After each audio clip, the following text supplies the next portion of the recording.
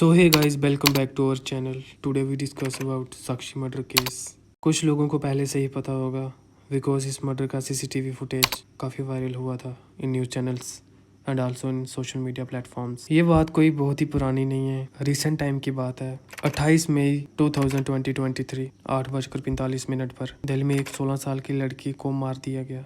And it's very shameful thing for us, for those जो उस time वहाँ थे। ऑलमोस्ट 18-20 लोग उस टाइम वहीं थे। एंड शर्म की बात यह है कि इतने लोगों के सामने एक 16 साल की लड़की को मार दिया गया। क्या हम सब में इंसानियत मर चुकी है? क्या ये 18-20 लोग एक लड़की को नहीं बचा सकते थे? क्या इन लोगों की बहन होती अगर उस टाइम उस जगह, फिर भी ये लोग साइड पे खड़े होके तमाशा देखते रहते?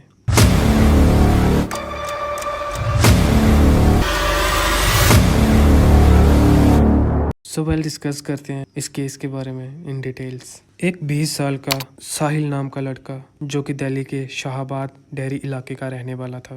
एंड साहिल एक लोअर मिडिल क्लास फैमिली से बिलोंग करता है। साहिल के नेचर के बारे में अगर आपको बताऊं तो वो एक आवारा और नशेड़ी लड़का है। गाली गलौज करना, छोटी छोटी बात पे वायलेंट हो जाना, वही थी छोटी छोटी बात पे लड़ाई मारपीट करना, यही उसका नेचर है। एंड साहिल अपने रोजमर्रा के खर्चे पूरे करने के लिए या फिर आप बोलो अपने नशे और अपनी आयाशी पूरी करने के लिए वो एक एसी और फ्रिज रिपेयरिंग का काम करता था। एंड वो लोगों के घर भी जाके एसी फ्रिज रिपेयर करता था। और साहिल का आसपास के इलाके में आना जाना लगा रहता था काम काज के लिए। एंड वहीं आते जाते साहिल की मुलाकात होती है एक 16 साल की लड़की साक्षी दीक्षित से। एंड वो एक दूसरे को आते जाते अक्सर मिल जाते थे। धीरे धीरे वो फेसबुक पर ऐड हो जाते हैं, दोनों में फिर नंबर एक्सचेंज हो जाते हैं एंड फिर रिलेशनशिप में आ जाते हैं। ये दोनों अपने रिलेशनशिप से बहुत खुश थे एंड दोनों की मेंटालिटी भी सेम थी और साथ में घूमते फिरते भी थे। And they both are comfortable and फिर एक दूसरे के साथ अपनी पर्सनल बातें शेयर करते थे जो कि अक्सर लोग रिलेशनशिप में करते हैं। एंड साक्षी और साहिल इतने कंफर्टेबल हो गए थे कि साक्षी ने फिर अपने पास्ट के बारे में साहिल को बताती है। एक परवीन नाम का लड़का साक्षी का एक्स बॉयफ्रेंड रह चुका था। पास्ट में परवीन और साक्षी का काफ़ी स्ट्रॉन्ग रिलेशनशिप रह चुका था। साथ में इन दोनों के रिलेशन के बारे में साक्षी के पेरेंट्स को भी पता था। इवन साक्षी ने परवीन के नाम का टैटू भी अपनी बाजू पे बना रखा था। और फिर बाद में साक्षी ने खुद ही कुछ रीजंस के चलते खुद ही परवीन से ब्रेकअप कर लिया था। ये बात साहिल को बुरी लगती है पर वो साक्षी को समझकर सब बोलना चाहता था बिकॉज साहिल साक्षी से प्यार करता था और वो उसी के साथ रहना चाहता था। एंड वो ये सब भूलकर अपना रिलेशनशिप कंटिन्यू करते हैं। And starting of the May 2023 फिर साहिल को पता चलता है साक्षी और परवीन की फिर से बातचीत होना शुरू हो गई है और वो दोनों एक दूसरे से मिलते भी हैं। एंड जैसे कि मैंने पहले भी बताया कि साहिल अपने पास्ट में काफ़ी सिरफिरा लड़का रह चुका है। साहिल को साक्षी और परवीन के बारे में पता चलता है। साहिल सीधा साक्षी से बात करता है इस मैटर पे। एंड साक्षी साहिल को बताती है कि हमारी चैट पर बातें हो जाती हैं बट सिर्फ एज अ फ्रेंड एंड हम सिर्फ दोस्त हैं और कुछ नहीं। You don't worry about that, मैं प्यार तो सिर्फ तुमसे ही करती हूँ। एंड ये सब सुनने के बाद साहिल आउट ऑफ कंट्रोल हो जाता है एंड ही फील इनसिक्योर कि मेरी बंदी, मेरी गर्लफ्रेंड मेरे होते हुए किसी और लड़के से कैसे बात कर सकती है, और ऊपर से वो लड़का जो कि उसका एक्स रह चुका है। एंड साहिल वॉन्ट साक्षी, तुम परवीन से बिल्कुल बात नहीं करोगी एंड अगर तुमने कभी उससे बात की तो तुम दोनों के साथ बहुत बुरा होगा।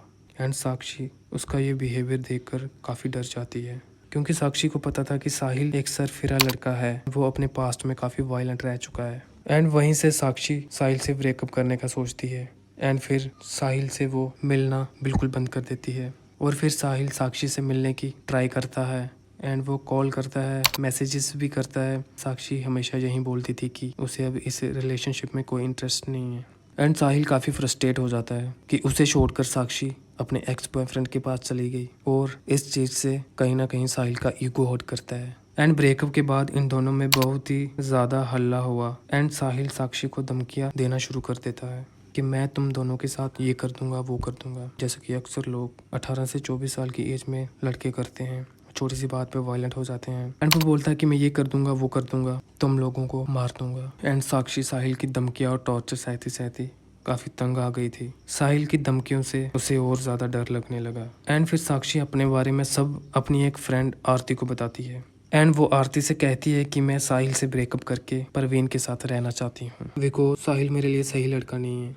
एंड वो कहती है कि मुझे साहिल से बहुत डर लग रहा है। ये सब सुनकर आरती उसे अपने एक रिलायबल दोस्त जबरू के पास ले जाती है। जबरू भी उसी इलाके में रहता है एंड सोशल वर्कर में इन्वॉल्व है, तो ऑब्वियस सी बात है उसे 4-6 लोग तो जानते ही होंगे। साक्षी साहिल के बारे में सब कुछ बता देती है और उससे हेल्प मांगती है। जैसे कि मैंने बताया, जबरू का सोसाइटी में नाम था एंड ये सुनकर जबरू की नाक पर लग जाती है ये बात कि हमारे होते हुए हमारी सोसाइटी की एक लड़की को कोई कैसे परेशान कर सकता है। फिर जबरू उन्हें कहता है कि तुम लोग बेफिक्र होकर अपने घर जाओ, मैं सब कुछ देख लूंगा। एंड फिर जबरू 27 मई को साहिल से मिलता है। उसे बस समझाता है कि तू साक्षी का पीछा करना छोड़ दे, अदरवाइज तुम्हारे लिए सही नहीं होगा। अगर तुमने फिर से साक्षी को परेशान किया तो पता भी नहीं चलेगा कि शाहबाद डेरी इलाके से साहिल खान कहाँ गायब हो गया। और फिर साहिल बहुत ही ज़्यादा डर गया था एंड उसे समझ नहीं आ रहा था कि क्या करूँ क्या नहीं करूँ। और ऊपर से उसकी ईगो भी बीच में आ रही थी कि मुझे इसने धमकाया और मैं कुछ नहीं कर पाया। फिर साहिल के दिमाग में काफ़ी कुछ चलने लगता है एंड साहिल ने ये सोचा कि क्यों नहीं इस प्रॉब्लम की जड़ को ही ख़त्म कर दूं जिसकी वजह से मुझे धमकी दी है। साहिल जबरू के डर और अपनी ईगो के चलते एक बहुत ही गलत डिसीजन ले लेता है। एंड वहीं साक्षी ऑलमोस्ट 1 महीने से अपनी दोस्त आरती के घर में रह रही थी। What was the exact reason we don't know about that.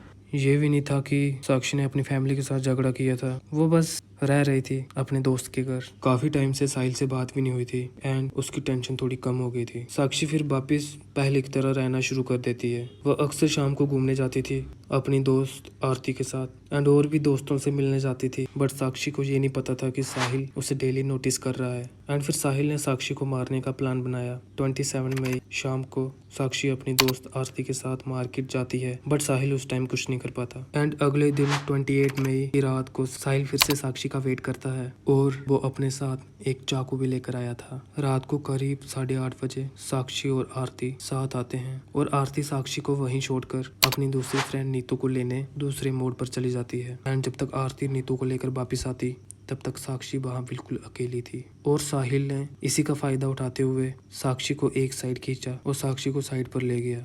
यहाँ ये दोनों एक दूसरे से झगड़ा करना शुरू कर देते हैं और जोर जोर से चिल्लाते हैं और थोड़ी देर बाद करीब 1 मिनट के अंदर साहिल साक्षी को चाकू से मारना शुरू कर देता है। अगर तुम लोगों को यकीन नहीं हो, whole thing recorded in CCTV footage और ये न्यूज चैनल्स और सोशल मीडिया प्लेटफॉर्म्स पर बहुत ही ज़्यादा वायरल हुआ था। एंड जब तक ये सब कुछ हो रहा था ऑलमोस्ट 18 से 20 लोग वहाँ थे, वहाँ से आ जा रहे थे, बट कोई भी साक्षी की हेल्प करने नहीं आता। क्लियरली इस फुटेज में देख सकते हो कि सब तमाशा देख रहे थे। इन स्टार्टिंग एक आदमी साक्षी को बचाने आगे बढ़ता है, बट जब साहिल उसे चाकू दिखाता है वो फिर से पीछे चला जाता है। एंड साहिल ने साक्षी को मारना फिर से शुरू कर दिया। कई बार चाकू से वार किया और फिर पत्थर उठाकर साहिल ने साक्षी के सिर पर मारा और साक्षी को मारकर वो वहाँ से आराम से टहल कर चाकू हाथ में पकड़कर चला जाता है। Even no one can stop him, no one call police. और फिर थोड़ी देर बाद और कुछ लोग वहाँ आते हैं और वो पुलिस को इन्फॉर्म करते हैं। एंड फिर साहिल वहाँ से भाग तो जाता है। उसे ये चीज़ पता थी कि पुलिस उसे ढूंढ लेगी। एंड साहिल अपना फ़ोन स्विच ऑफ कर देता है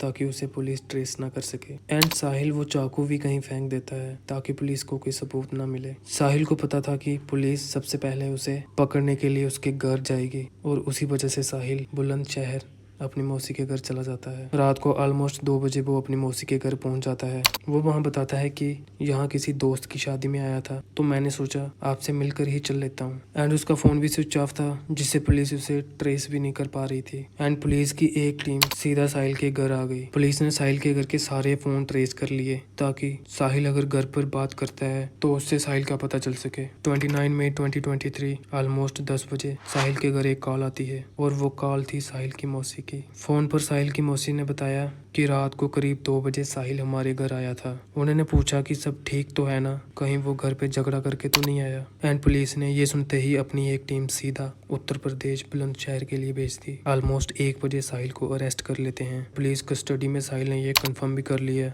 कि ये सब उसी ने किया है। एंड पुलिस उस चाकू को भी रिकवर कर लेती है। एंड ये सब footages, evidences and I witness से साहिल को सजा तो कंफर्म होनी ही है। बट देखने वाली बात यह है कि कितनी जल्दी होगी गाइज। Shame on us. क्या हम सब में हमारा ज़मीर मर चुका है? क्या इंसानियत किसी में नहीं बची है? क्या हम सब इतने सेल्फिश हो गए हैं क्या ये सब हमेशा ऐसा ही होता रहेगा? क्या हमेशा हमारी देश की बेटी ऐसे ही मरती रहेगी? सो गाइज, इसी क्वेश्चन के साथ मैं इस वीडियो को यहीं ख़त्म करता हूँ। एंड आप खुद से भी ये क्वेश्चन करना कि क्या हम सब इतने सेल्फिश हैं? So thank you so much guys for watching this video.